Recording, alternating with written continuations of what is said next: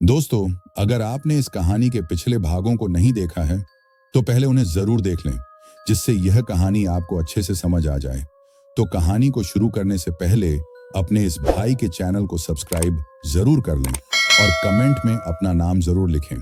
मैं अगली कहानी के अंत में आपका नाम जरूर लूंगा। चलिए कहानी शुरू करते हैं। एक आवाज के साथ पुराने फ्लैट के लकड़ी का दरवाजा खुला। लेदर के जूतों को दबा दबा कर एक लड़की उस घर से बेहद आहिस्ता आहिस्ता बाहर निकल गई और फिर उसी आवाज के साथ उसने दरवाजा वापस बंद कर दिया। रात के 12:30 बजे का समय था। अहमदाबाद शहर के इस छोटे से कॉलोनी के हर घर की लाइट बंद हो चुकी थी। लोग अपने अपने घरों में दुबक कर सो रहे थे। अक्टूबर महीने के आखिरी दिन चल रहे थे और हल्की हल्की ठंड दस्तक दे रही थी। रह रह कर बारिश भी अपना मुंह दिखा ही जाती। लोग कहते हैं अक्टूबर की बारिश ठंड को बढ़ाने के लिए ही आती है। खैर, रात के अंधेरे में दबे पांव घर से निकलने वाली इस लड़की का नाम था संजू। मौसम ठंडा होने के बावजूद वो बार बार अपने रुमाल से अपने चेहरे पर फैले पसीने को पोंछती। साफ साफ पता चल रहा था कि वो ये जो भी कर रही थी पहली बार कर रही थी। बहुत परेशान थी वो, घबराई हुई भी। घबराहट में ही शायद उसे ये तक होश नहीं था कि जहां वो पैरों को बिल्कुल आहिस्ते आहिस्ते जमीन पर रख रही थी, वहीं अपने साथ चक्के की सुविधा वाले लगेज बैग को पूरी तरह आवाज करते हुए घसीट रही थी। उसे जरा भी आभास नहीं था कि पक्के रास्तों में ट्रॉली बैग के चक्के की आवाज इतनी जोर की गूंज रही थी कि आस पड़ोस के घर के लोगों की भी नींद तोड़ दे। खैर, उसकी किस्मत अच्छी थी कि उसके साथ ऐसा कुछ नहीं हुआ। कम से कम 500 मीटर तक पैदल चलने के बाद अब वो उस कॉलोनी से निकलकर एक बड़े से गोल चक्कर के पास आ गई थी। सामने ही फुटपाथ और फुटपाथ पर दूर तक फैले बेघर लोगों का झुंड। दिन भर भीख, अपमान, बेइज्जती, झिड़क, भूख और जिंदा रहने की जंग के बाद अब रात सर से लेकर पांव तक कंबल ओढ़े निश्चिंत सो रही थी। लगभग 2 मिनट ही रुककर देखा था उसने इन बेघर लोगों को, और उसी पल घर छोड़कर भागने का ये मूर्खों वाला प्लान उसके दिमाग से गायब हो गया था। वो वापस मुड़कर जाने ही वाली थी कि अचानक उसके कानों में हल्के से एक आवाज आई जिसमें किसी के पायल की झंकार थी। पर संजू को लगा जैसे ये पायल की आवाज उसे याद दिला रही है कि वो किस मकसद से घर से निकली है। उसने अपने हाथ में पकड़े उस एंड्रॉयड मोबाइल के लॉक को खोला और फिर जल्दी से उसने एक ओला कैब बुक किया। हालांकि ये काम वो पिछले कुछ मिनटों से ही कर रही थी, पर रात ज्यादा होने की वजह से ही ओला सर्विस बहुत पुअर हो गई थी। खैर, कुछ ही मिनटों बाद रात के सन्नाटे को तोड़ते हुए उस सूने से चौराहे में एक खटारी सी गाड़ी भयंकर आवाज करते हुए आकर रुकी और महज 19 वर्ष की संजू अपने चेहरे पर जबरदस्ती कॉन्फिडेंस लेवल को बढ़ाने की नाकाम कोशिश करते हुए कार के अंदर जाकर बैठ गई। उसका जिस्म कांप रहा था।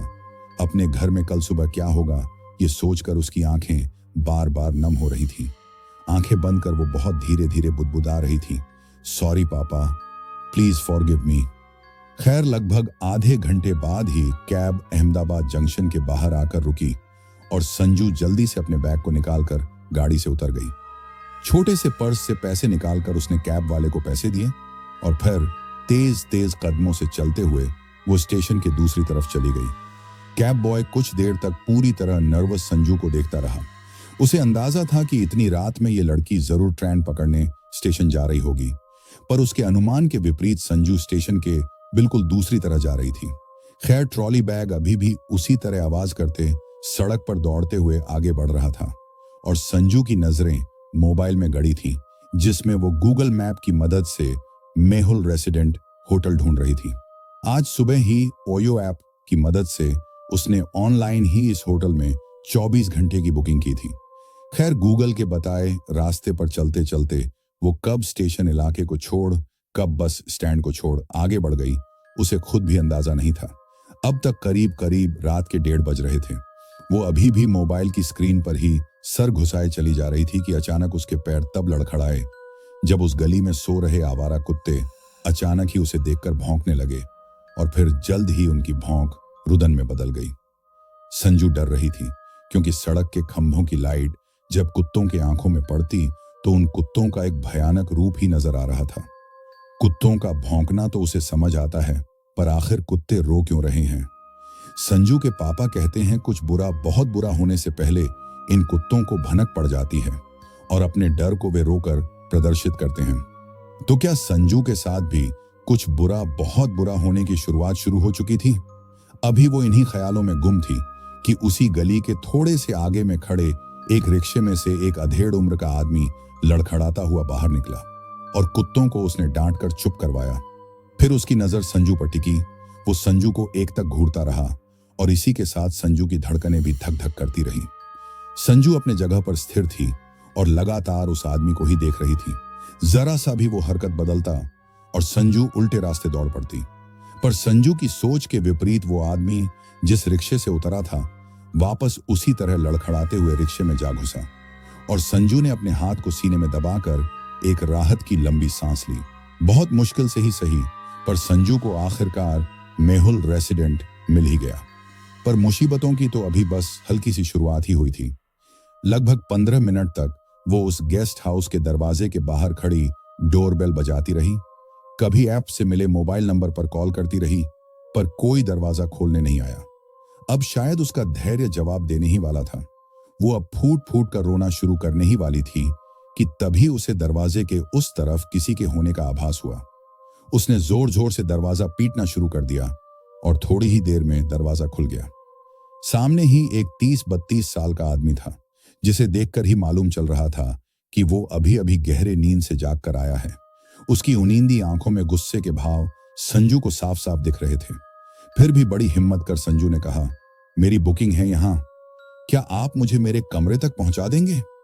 आखिर के ये शब्द संजू ने अपनी नाक को रुमाल से ढंकते हुए लड़खड़ाते होंठों से कहा था। संजू को नाक ढंकते हुए देखकर सामने वाले उस आदमी को महसूस हुआ कि उसके मुंह से रात को निगली हुई बासी शराब की एक भयंकर बदबू आ रही है। उसने खुद को उससे कुछ कदम दूर किया और अपने पीछे उसे रिसेप्शन काउंटर तक आने को कहा। संजू भी बैग को लेकर उसके पीछे पीछे चली गई। कुछ देर तक रिसेप्शन काउंटर में signature, ID proof, entry time note वगैरह करने के बाद उस आदमी ने संजू को अपने पीछे आने को कहा। फिर वो सीढ़ियां चढ़ने लगा और संजू उसके पीछे पीछे डरी डरी सहमी सहमी लगभग दूसरे फ्लोर तक सीढ़ियां चढ़ने के बाद अब वो ऐसी जगह में चल रहा था जिसके दोनों तरफ कमरे थे और सामने दूर तक संकरा रास्ता जो बिल्कुल खाली और अंधेरे में डूबा हुआ था। उस आदमी के हाथ में टॉर्च तो था, पर उस टॉर्च से उतनी ही रोशनी निकल रही थी जितने में बस उसे ही रास्ता दिखाई देता। बेचारी संजू किसी तरह अंधेरे में ही रास्ता टटोले आगे बढ़ रही थी। हालांकि मोबाइल में टॉर्च तो संजू के पास भी था, पर पता नहीं क्यों डर और घबराहट में उसे ये याद भी नहीं आया। खैर, जैसे तैसे संजू का कमरा आ ही गया और लॉक खोलने के तुरंत बाद वो बेहद हड़बड़ाकर कमरे में घुसी और झट से कमरे का दरवाजा उसने उस आदमी के मुंह पर ही बंद कर दिया।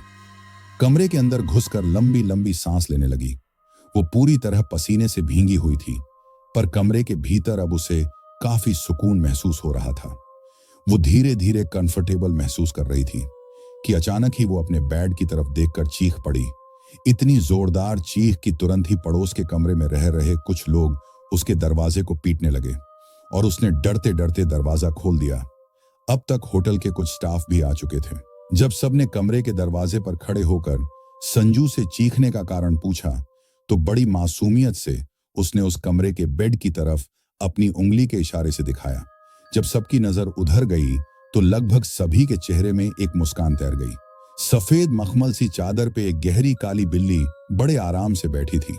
उस बिल्ली को कोई परवाह ही नहीं थी कि एक बड़ी भीड़ उसे ही देख रही है। होटल का स्टाफ एक डंडा लेकर आया और बिल्ली को खिड़की के रास्ते से भगा दिया। सभी वापस अपने अपने कमरे में चले गए और संजू ने दोबारा दरवाजा बंद कर दिया। बैग से निकालकर उसने कपड़े बदले और सोने के लिए जैसे ही बेड की तरफ गई तो उसने देखा कि बिल्ली जहां बैठी थी वहां अभी भी बिल्ली के जिस्म से झड़े अनगिनत काले बाल गिरे हुए थे। यानी बिल्ली कमरे से चली तो गई, पर बिस्तर में संजू सो भी ना पाए इसका बढ़िया इंतजाम करके ही गई थी। ज्यादा इसके पीछे समय न बर्बाद कर संजू पास के ही रखे सोफे पर लेट गई। रात के 2:02 भी बीत गए थे। नींद के आगोश में जा चुकी संजू बहुत मासूम लग रही थी। कुछ सपने थे जो उसके पलकों में ही बैठे थे और उसके नींद में जाने के इंतजार में ही थे। एक बेहद जाना पहचाना सा गांव चारों तरफ छोटे छोटे पोखरों से घिरा। हर तरफ हरियाली ही हरियाली, छोटे छोटे बच्चों के शोरगुल के साथ साथ धीरे से आते मंत्रों के उच्चारण की आवाज। और उसी गांव की गलियों में नंगे पांव चलती एक लड़की, जिसे पीछे से देखने पर वो हूबहू संजू की तरह ही दिख रही थी, पर उसका चेहरा देखना मुश्किल था। वो लड़की कभी खेतों के रास्ते से, कभी सड़क से, कभी गांव की गालियों से होते हुए लगातार आगे ही जा रही थी। बाजार, लोग, बस्तियां सब पीछे छूटता जा रहा था और उस मंत्र की आवाज अब धीरे धीरे करीब महसूस हो रही थी। वो लड़की चलते चलते जहां जाकर रुकती है वो एक खाली सूखा मैदान जैसा था, पर कंटीले तारों से घिरा हुआ, और सामने ही एक गेट भी था जिसके सामने संगमरमर के एक चौकोर पत्थर पर कुछ शब्द उकेरे हुए थे, बड़े धुंधले से शब्द। वो लड़की उन शब्दों को पढ़ना चाहती है पर नहीं पढ़ पाती, उसे शब्द दिख ही नहीं रहे। वो उन शब्दों को लाख कोशिशों के बाद भी नहीं पढ़ पा रही थी, पर उसकी उत्सुकता उसे उन शब्दों को पढ़ने के लिए बाध्य कर रही थी। उसने लगातार उस पत्थर को हाथ से साफ किया ताकि धुंधले शब्द उसे नजर आए, पर नहीं, शब्द फिर भी उसे नहीं समझ आ रहे थे। दूर दूर तक कोई इंसान नहीं था। वो पूछे भी तो किससे? फिर उसे लगा शायद पानी से धोने पर यह धुंधलापन मिट जाए, पर अफसोस दूर दूर तक वीरान पड़े उस खाली मैदान में पानी का कोई स्रोत भी तो नहीं था। पर शब्दों को पढ़ पाने के उतावलेपन ने जैसे उस लड़की को पागल बना रखा था। उसने झट से अपने बालों में फंसा हेयरपिन निकाला और अपनी कलाई पर जोर जोर से रगड़ना शुरू कर दिया।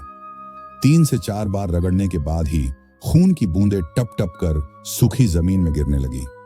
फिर उसने अपने हाथ को उस शब्दों से लिखे पत्थर पर रखा और खून की बूंदें उन्हीं धुंधले शब्दों पर टपकने लगी।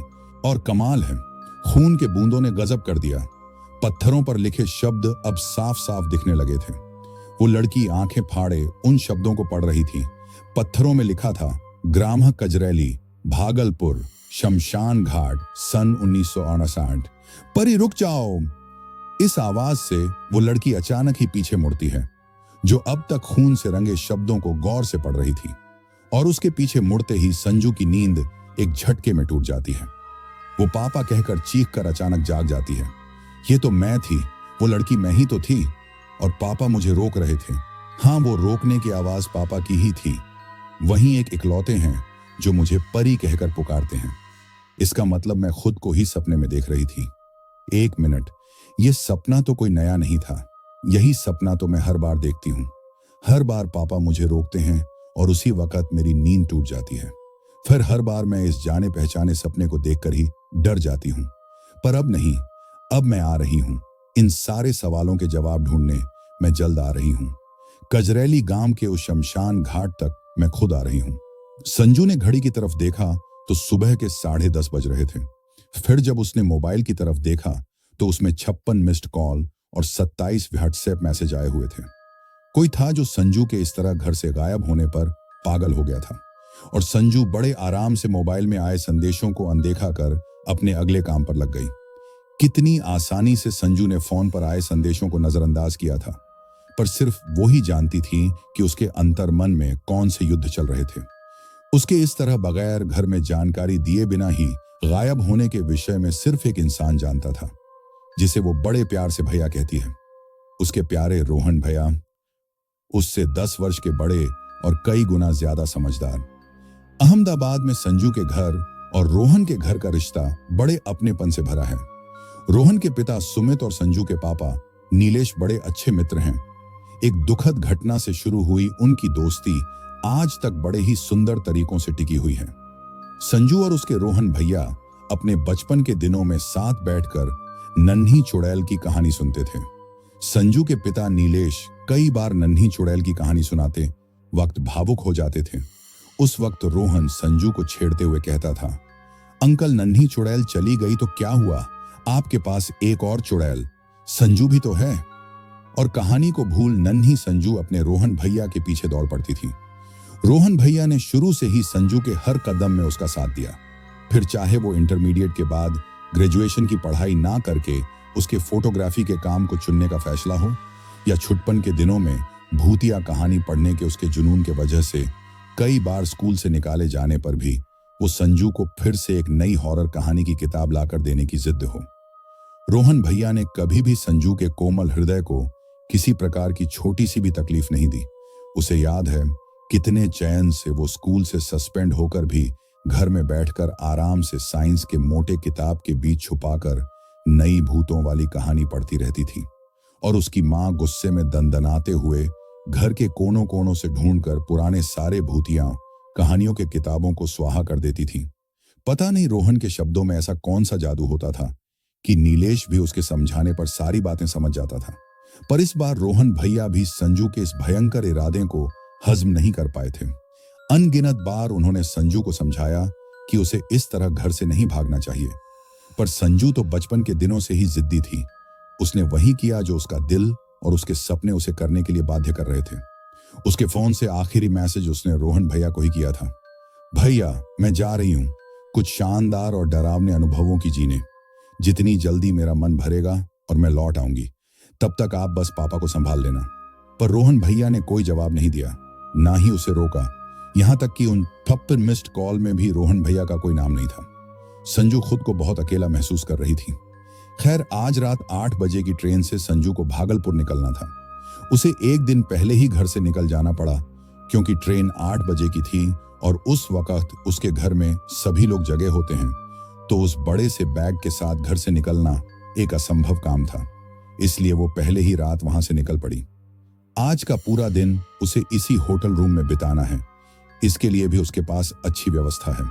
उसने अपने उस बड़े से ट्रॉली बैग से अपना कैमरा बाहर निकाला और उस छोटे से कमरे में भी उसने बहुत सारे शानदार चीजों को ढूंढ निकाला।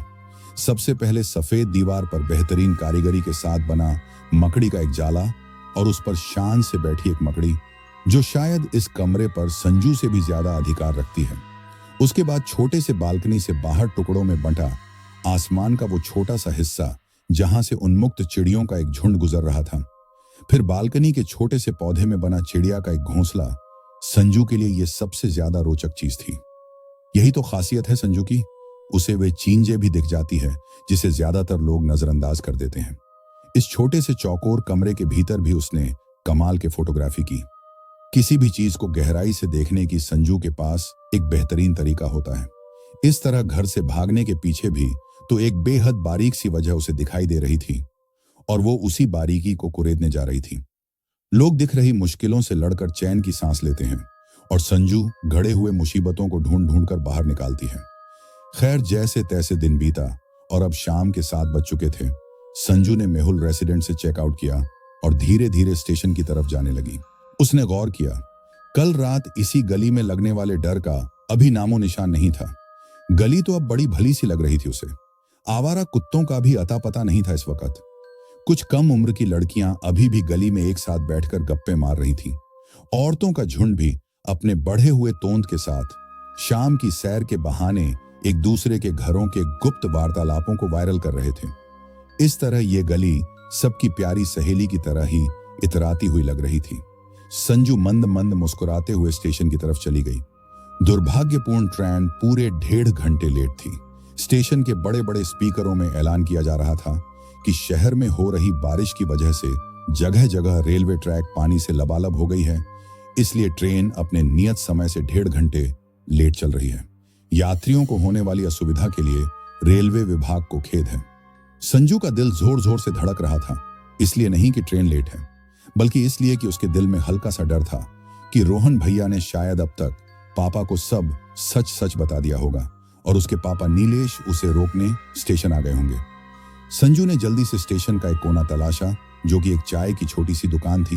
वो वहां जाकर चाय के ठेले के सहारे छुपते हुए बैठ गई और चाय वाले से ट्रेन के विलंबित होने के विषय में उल फिजूल की बातें करने लगी, ताकि वो ज्यादा देर तक वहीं टिकी रह सके।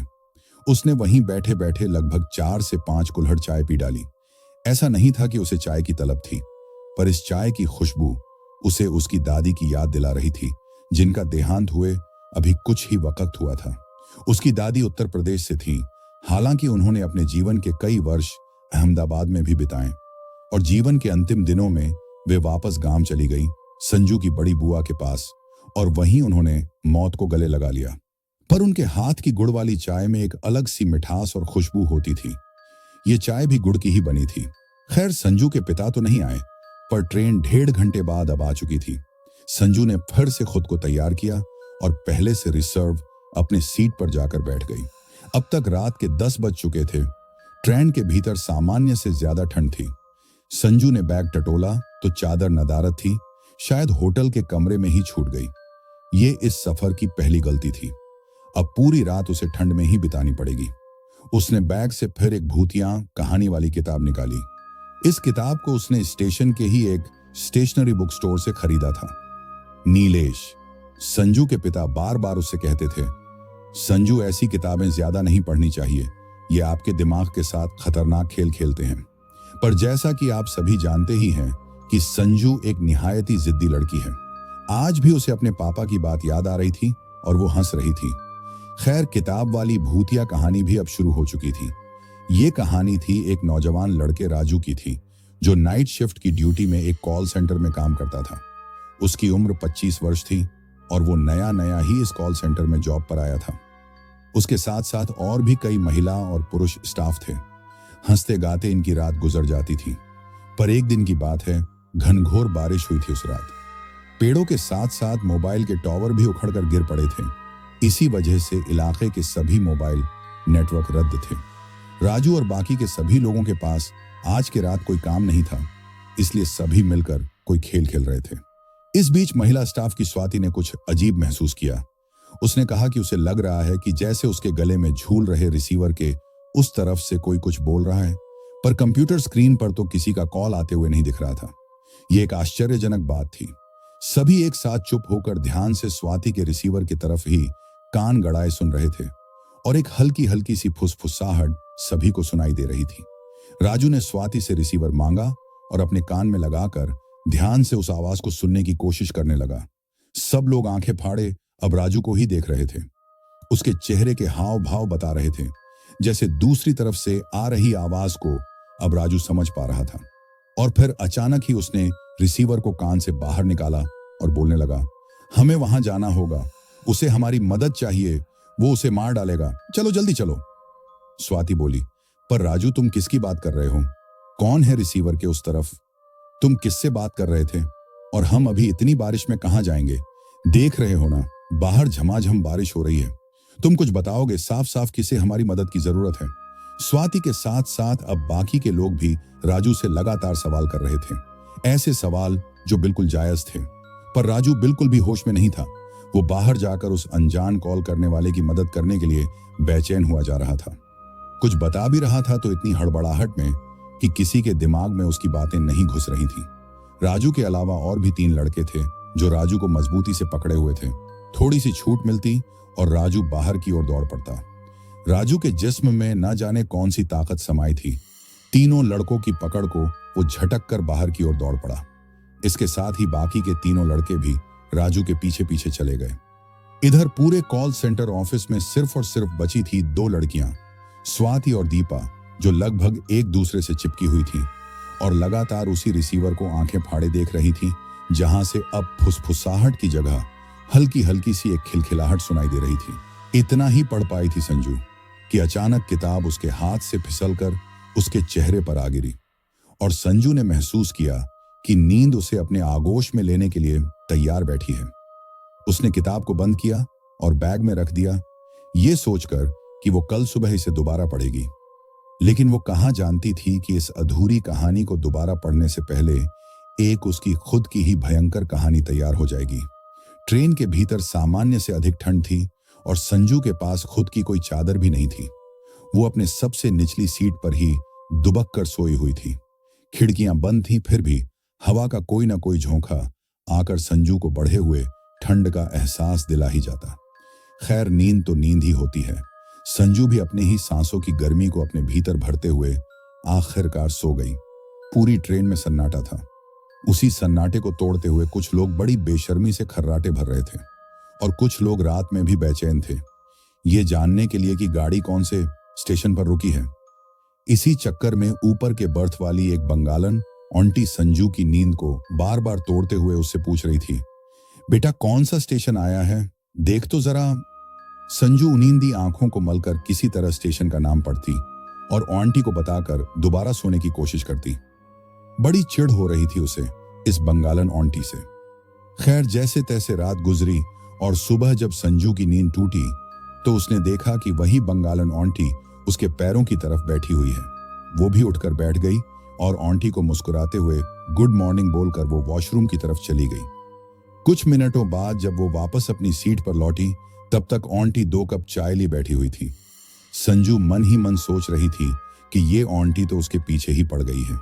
उसके बार बार मना करने के बावजूद आंटी ने जबरदस्ती 1 कप चाय संजू के हाथों में पकड़ा ही दिया और चाय की चुस्कियों के साथ आंटी ने जो बातें उसे बताई उन बातों ने संजू के अंदर कुछ नए एहसास डाले थे और उसकी आंखें नम हो गई थी।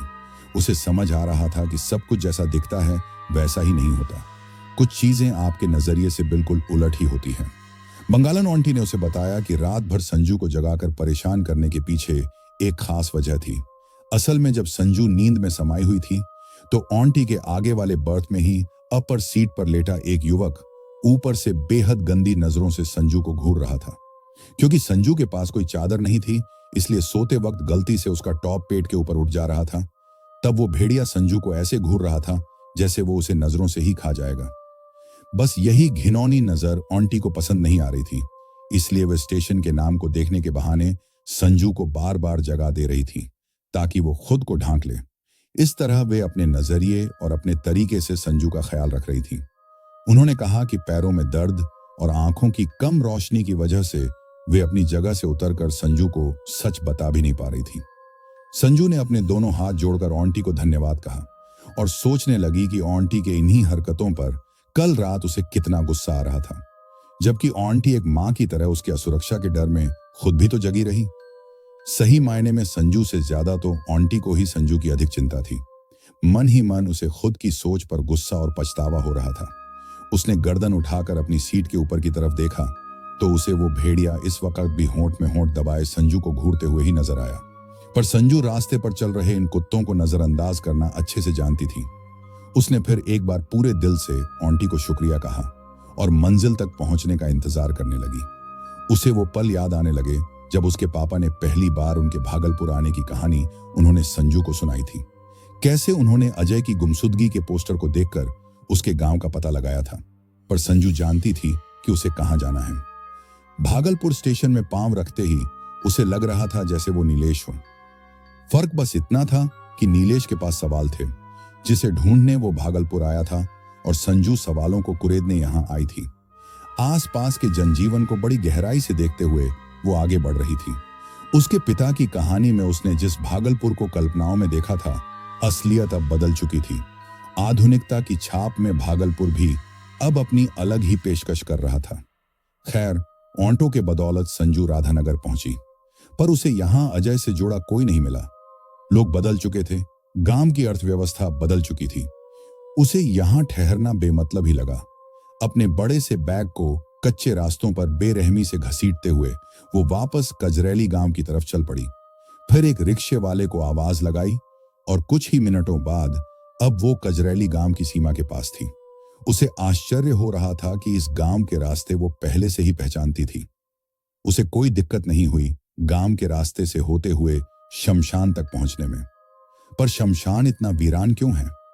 जैसे सदियों से यहां किसी को जलाया ही नहीं गया, जैसे शमशान किसी अभिशाप की सजा काट रहा है। उसने देखा कि शमशान के बाहर एक संगमरमर के सफेद पत्थर पर लिखा है, ग्राम कजरैली, भागलपुर, शमशान घाट, सन 1969।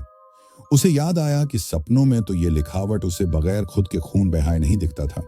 शब्द धुंधले नजर आते थे, फिर आज ये शब्द इतने साफ साफ कैसे दिख रहे बगैर किसी मेहनत से। इस चीज की उसे उम्मीद नहीं थी।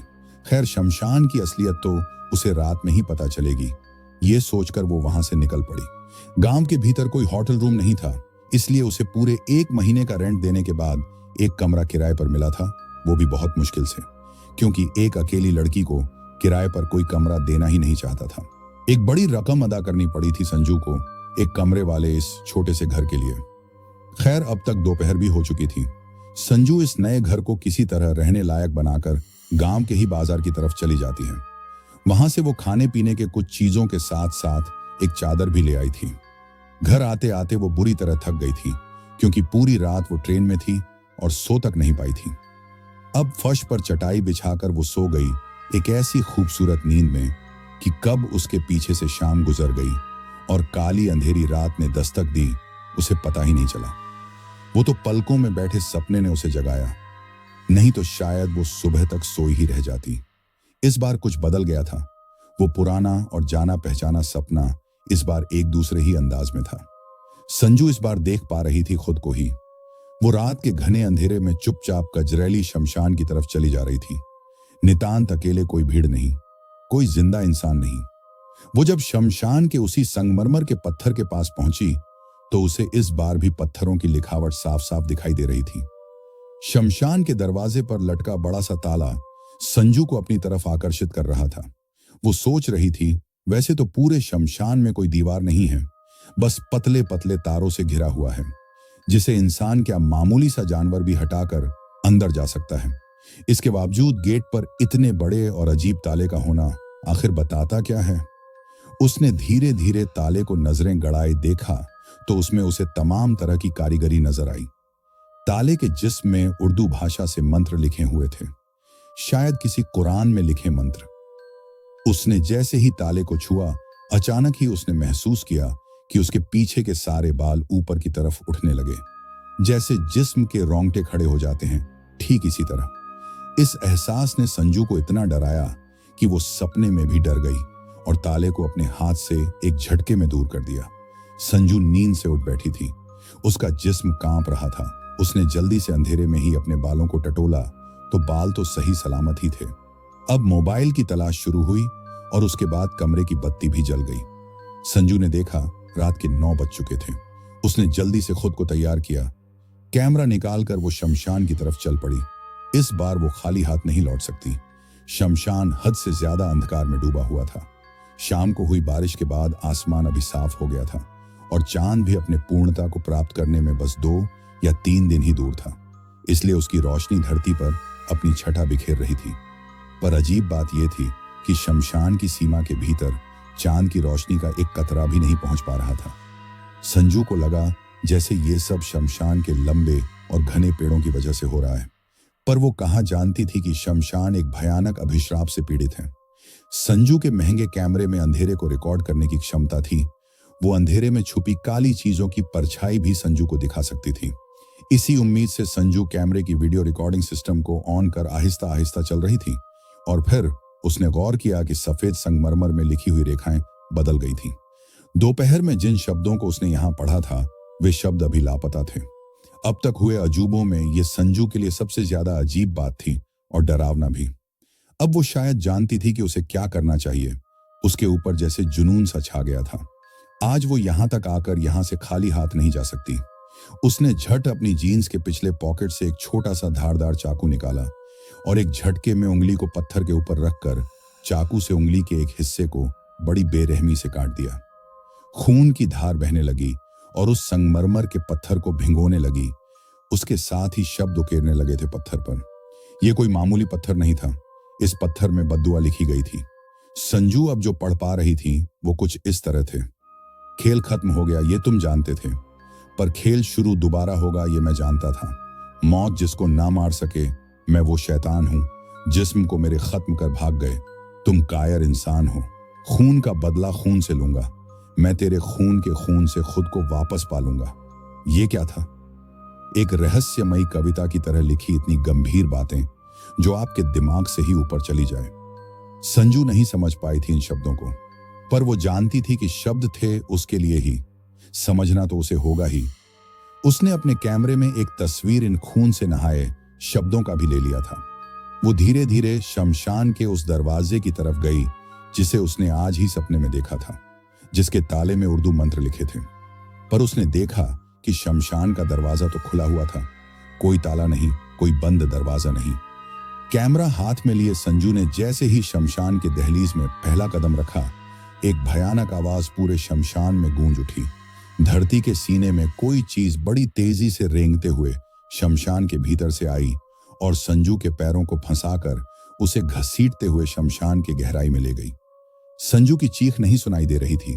सुनाई दे रही थी तो बस सूखे पत्तों की सरसराहट के बीच से आ रही थी एक बेहद खतरनाक हंसने की आवाज। संजू का कैमरा बाहर ही गिरा हुआ रह गया। जिसमें वीडियो रिकॉर्डिंग अभी भी ऑन थी। संजू के गायब होने के तुरंत बाद चमगादड़ों का एक बड़ा झुंड शमशान से बड़ी तेजी बाहर निकल आया, जैसे कि वे सालों से इसी शमशान में कैद थे। सरसराती हुई संजू शमशान की धरती में समा गई और रात कैमरे में रिकॉर्ड होते हुए चुपके से गुजर गई। सुबह की पहली रोशनी के साथ शमशान के दरवाजे से संजू बाहर निकल आती है। उसके बाल बिखरे हुए हैं, चेहरा शून्य में लिपटा और आंखें दहशत में डूबी हुई। ना जाने शमशान के गर्भ में उसके साथ कल रात कौन सी घटनाएं घटी जिसने संजू को इस तरह बदल दिया। बाहर उसे उसका कैमरा नजर आता है और उसे उठाकर वो चल पड़ती है। उसकी आंखों में जिज्ञासा की जगह अब सिर्फ और सिर्फ खौफ नजर आ रहा था। किसी तरह पैरों को घसीटकर वो वापस उस किराए वाले कमरे में आ गई और बंद दरवाजे के अंदर जाते ही उसने फूट फूट कर रोना शुरू कर दिया, जैसे किसी अनहोनी ने उसे डरा दिया बुरी तरह।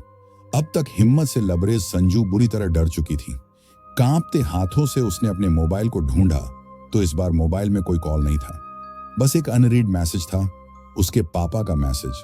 वो अपने पापा से बात करना चाहती थी, पर उससे पहले उसने उस मैसेज को ओपन किया जिसमें लिखा था, मेरी परी, मैं जानता हूं तुम कहां हो, मैं जानता हूं तुम इस वक्त कैसा महसूस कर रही हो। यकीन मानो मैं पहले से जानता था कि तुम एक दिन ऐसा जरूर करोगी, क्योंकि ये पहले से तय था। बुराई मरती तो है, पर बुराई की आत्मा जल्दी खत्म नहीं होती।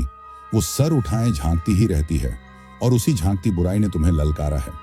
पर इस सपने सिर्फ तुम्हें ही नहीं आते थे, मुझे भी आते थे। उन सपनों में मैं तुम्हें शैतान से लड़ते हुए देख पाता था। हालांकि मैं चाहता था ये सपने कभी सच ना हो, पर पहले से तय चीजों पर भला किसका बस चलता है। मेरी बच्ची, अपने पिता के अधूरे काम को पूरा करने गई हो तुम्हें एक पल के लिए भी कमजोर नहीं होना है। अपने पापा की कहानियां याद रखना और जिन रास्तों पर आगे बढ़ी हो वहां से कभी पीछे नहीं मुड़ना। कभी कभी ऐसा वक्त भी आएगा, तुम्हें लगेगा आगे कोई रास्ता ही नहीं, कोई कड़ी ही नहीं जिसके बदौलत तुम आगे कुछ करो, पर उसी वक्त तुम बस एक कदम आगे बढ़ाना और देखना सामने रास्ते खुले पड़े होंगे। अघोरी भयानक जरूर है, पर इस बार तुम्हें उसे जड़ से उखाड़ फेंकना है। तबाही के खतरनाक मंजर अपने आंखों से देख पाओगी तुम, पर याद रखना वो सब महज एक छलावा होगा। बुराई के खत्म होते ही सारी बुराइयां विलुप्त हो जाएंगी। तुम्हें मजबूती से टिके रहना है। डरना नहीं मेरे गुरुजी, सदैव तुम्हारे साथ ही होंगे। बस आंखें बंद किए उनका आह्वान करना। बेस्ट ऑफ लक मेरी बहादुर परी। पापा मैं आपके बगैर कुछ न कर पाऊंगी। पापा, वो शमशान के अंदर जो भी था वो मेरे कल्पनाओं से भी ज्यादा खतरनाक था। ये सब बुदबुदाते हुए संजू फूट फूट कर रो रही थी। उसे अपने इस तरह घर छोड़कर आने पर अब पछतावा हो रहा था और वो आवाज उसके कानों में गूंज रही थी जो कल रात उसने शमशान के अंदर सुनी थी। उफ, कितना अधिक डरावना था वो। क्या उसने जो भी कहा वो सब सच हो जाएगा, या महज वो सब खोखली धमकियां थी? क्या सच में गांव की औरतें अब शैतान के बच्चों को जन्म देंगी? क्या आने वाले कुछ ही वक्त में ये गांव शैतानों का कबीला बन जाएगा? उसने कहा था कि संजू रोक सकती है इस अनर्थ को होने से, पर बदले में वो जो चाहता है क्या वो उसे दे पाएगी? नहीं, अपने पिता नीलेश को फिर से वो इन सब में नहीं जोड़ सकती। उसे इस बार सब कुछ खुद ही करना होगा। संजू ने जोर से अपने सर को झटका और मन ही मन में खुद को तैयार करने लगी। उसे पता था अभी तो सफर बस शुरू हुआ है। कमरे के अंदर अपने कैमरे पर कल रात हुए वीडियो रिकॉर्डिंग को संजू फिर एक बार देख रही थी। कुछ ऐसी चीजें जो उससे छूट गई थी, वो देखना चाहती थी कि कौन सी चीज थी जो उसे घसीटते हुए शमशान के अंदर ले गई थी, क्योंकि शैतान तो शमशान के भीतर मिला था उसे। दूर से सूंघते सूंघते आया था वो, और संजू के कटे हुए उंगली से बहते खून के बूंदों को सूंघकर कितनी डरावनी हंसी हंस रहा था, जैसे वर्षों से दबे उसकी मुराद आज पूरी हो गई हो। कितनी भयानक बदबू महसूस की थी संजू ने अपने आसपास, और शैतान का वो भयानक जिस्म और जिस्म से गलकर धरती पर गिरते उसके जिस्म के लोथड़े, उसका नंगा जिस्म और काले दांत, सब कुछ कितना भयावह था संजू के लिए। जब वो शैतान धरती पर अपने दोनों घुटनों और हाथों के बल से चलते हुए संजू तक पहुंचा था, उसी वक्त संजू अपने होश खोने वाली थी, पर उसने खुद को संभाला। फिर जब वो शैतान अघोरी, जिसके बाल अभी भी किसी शिव भक्त की तरह जटाधरी जैसा था, वो संजू के पूरे जिस्म पर अपनी नाक गड़ाए उसे सूंघ रहा था और खुश हो रहा था, उस वक्त भी संजू मुट्ठी भींचे, बस सब कुछ होते हुए देख रही थी। इन्हीं एहसासों को करीब से जीने तो आई थी यहाँ संजू।